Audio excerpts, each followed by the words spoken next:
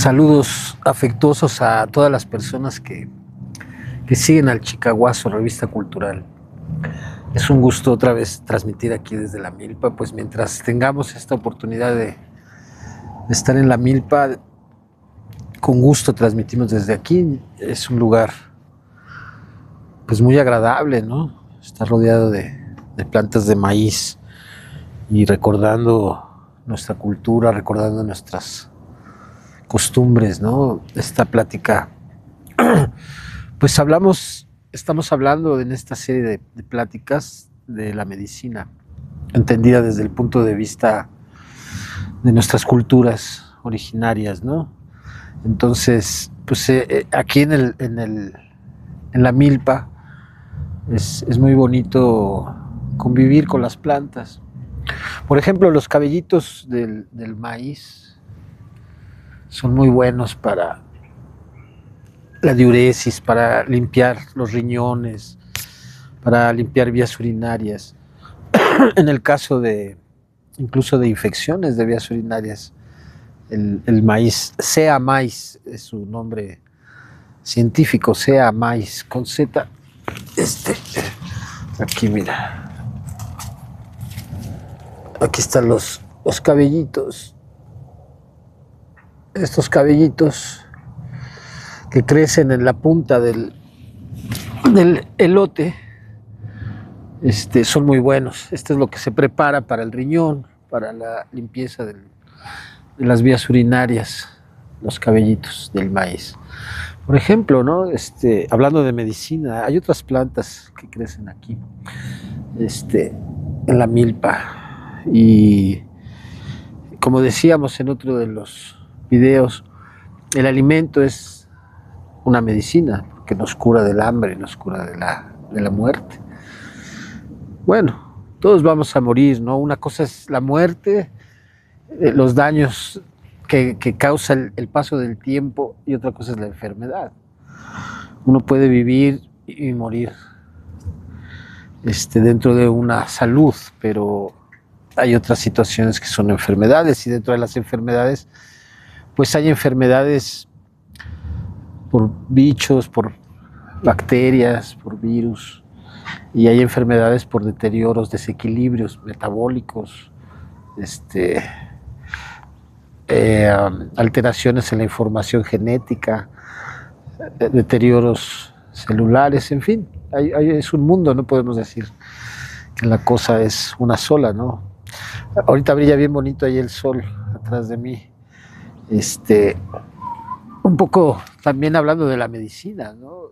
Dentro de las culturas originarias, la medicina es la naturaleza en sí misma, es la capacidad que tiene la naturaleza de buscar el equilibrio. Esta es la medicina, ¿no?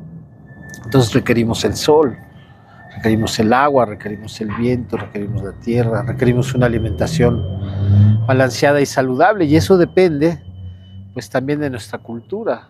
Las culturas determinan la forma de los pueblos de vivir y de alimentarse. Por ejemplo, un pueblo que vive junto a un lago genera una cultura lacustre, donde pues, su alimento va a ser el pescado, van a ser las plantas que crecen ahí, los animalitos que llegan al agua, en fin, van a tener una cultura, una mitología, una serie de relatos relacionados al agua, relacionados a la vida que se da alrededor de las lagunas.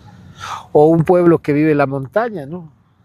Va a ser una cultura de la montaña. O un pueblo que vive en la ciudad va a tener una cultura urbana. Y eso va a determinar pues, su forma de ser, su forma de ver el mundo, su forma de vivir. Y las enfermedades que va a padecer y las medicinas a las que va a acceder. La cultura es determinante de muchas cosas, ¿no? Por ejemplo, nuestra cultura ancestral aquí en estas tierras del maíz, pues su alimentación era el maíz, la calabaza, el chile, el frijol, todo eso crecía aquí en la milpa.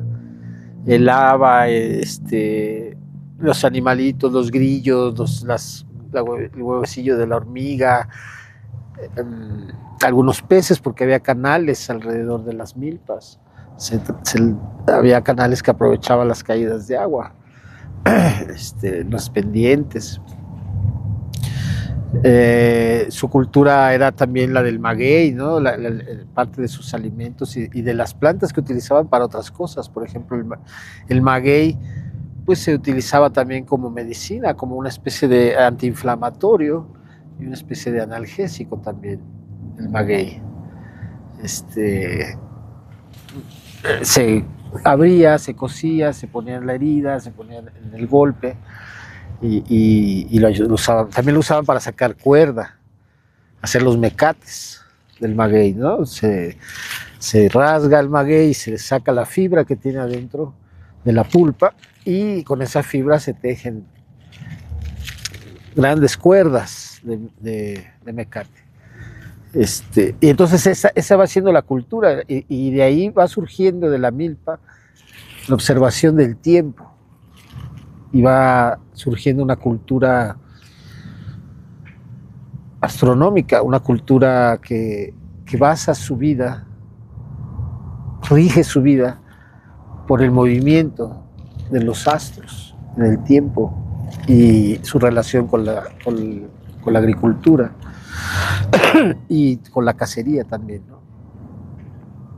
Entonces es una cultura, es una forma de ver y de alimentarse según lo que hay en el medio. Y aquí en esta tierra tuvimos contacto con otras culturas que llegaron de Europa, porque la cultura nativa, la cultura originaria de aquí, pues se desarrolló muy aparte de todos los demás continentes. Entonces se creó una cultura homogénea más o menos en el continente, homogénea, con diferentes rasgos, pero con la misma, con los mismos, las mismas maneras o maneras muy parecidas de ver la realidad y de determinar el entendimiento de lo que ellos vivían. Entonces esta otra cultura viene de otro medio ambiente, de otra latitud, de otras costumbres, ¿sí? Y de otra forma de ser. Y aquí hay un gran choque cultural. Hablemos de la nutrición, pues simplemente la nutrición cambió totalmente la nutrición que había aquí, porque aquí no había puercos, no había vacas, no había borregos, no había gallinas. No había granjas de animales. Aquí se cazaba ocasionalmente el venado, el conejo. Se tenía el guajolote, que era semi-libre, no estaba en una granja. Y entonces hay ese choque cultural, ¿no? Hay una imposición de una nueva dieta. Hablamos de las carnitas, de la barbacoa, en lugar de la tortilla, del maíz, pues el trigo, la cebada, en lugar del pulque, la cerveza, en lugar de la tortilla, el pan. Mucho más carne. La granja, ya se tienen animales de granja, la leche, que no se acostumbraba aquí. Bueno, no había vacas, no había leche, queso, jamones, tocino, nada de esos productos. Y entonces ahí hay un choque, porque la genética de la gente que llevaba 10,000 años viviendo aquí en esta tierra, pues ya estaba hecha a este tipo de alimentación, a este tipo de vida. Era una cultura que había establecido ya un hábito y una relación con su medio ambiente. Se trastorna eso. Y bueno, esa es la imposición del alimento, pero hubo otras imposiciones y otras cosas que agravaron la patología social. Y se vino la guerra, se vinieron la violencia a gran escala, porque aquí en Mesoamérica pues hubo batallas desde finales del periodo clásico. Se sabe de encuentros muy fuertes entre las culturas que estaban aquí. Por ejemplo, Yaxchilán contra Palenque, entre el año 600 y 700, la época del gobernante Pacal, que es el que se encontró en la tumba del Templo de las Inscripciones en Palenque, Chiapas. Ahí había un conflicto. Se sabe que hubo una decadencia de la hegemonía teotihuacana a finales del periodo clásico y que hubo conflictos por los mismos, por los recursos naturales. Pero lo que sucedió acá fue que dentro de esos conflictos, que de alguna manera había un equilibrio en Mesoamérica, porque se había desarrollado una manera de resolver esos conflictos que efectivamente pasaba por el combate, pero eran combates floridos, era la guerra florida, que eran guerras ceremoniales, que se realizaban bajo acuerdos políticos. Si no funcionaba el acuerdo, digamos, familiar, donde se enlazaban las familias, se establecía un acuerdo político de guerra, y se acordaba la guerra y se hacía el combate. Eran combates floridos. Y había una tradición muy fuerte aquí de los combates floridos. Aquí estaba, cuando llegó la conquista, aquí estaba las órdenes de los guerreros jaguares y los guerreros águilas, que eran guerreros muy, muy potentes. Y entonces se establece, llega la conquista, llega un grupo, una expedición con Hernán Cortés de aproximadamente 500 seres humanos que vienen de Europa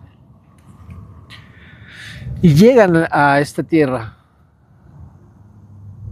con las intenciones de conquistarla, pero llegan y son recibidos por Moctezuma, por Tenochtitlan, que era una de las ciudades-estados más fuertes que había, pero había muchas más ciudades-estado fuertes. ¿Sí? Llegan y a través de una serie de movimientos políticos y estratégicos logran entrar en una época de gran conflicto, en una época en donde se insertan en el conflicto y al derribar a la gran Tenochtitlan se resquebraja el tejido político de Mesoamérica y viene la invasión, porque entonces vienen muchos más europeos e invaden y se apropian de los terrenos y de las personas, y viene la esclavitud, ¿no?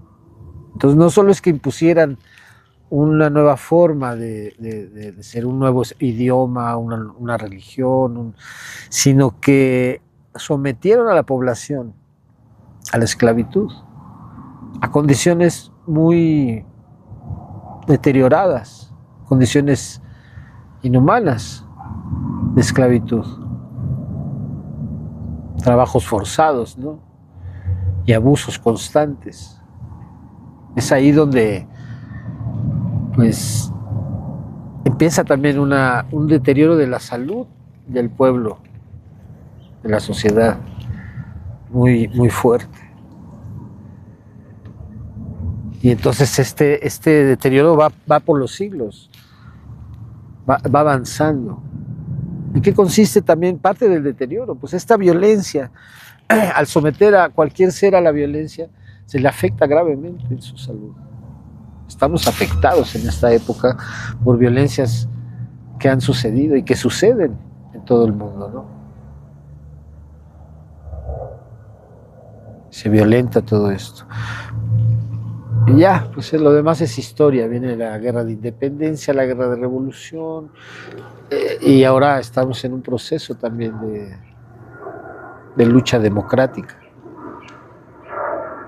Pero regresamos al tema de la salud, ¿no? Que tiene que ver con el tiempo. El tiempo, la vida y la muerte, el equilibrio. Es como ahorita, como el sol va avanzando, ¿no? Va caminando, por la tierra va girando, ¿no? Y en apariencia el sol va avanzando. Y eso es lo que sucede en la vida, ¿no? Entonces, hablamos de que en la actualidad hay un gran deterioro de la salud. Hay un deterioro grave de la salud. Entonces estas dos culturas chocan y se impone una forma de vida que con otra alimentación se empieza con el alcoholismo, por ejemplo, ¿no? En muchas haciendas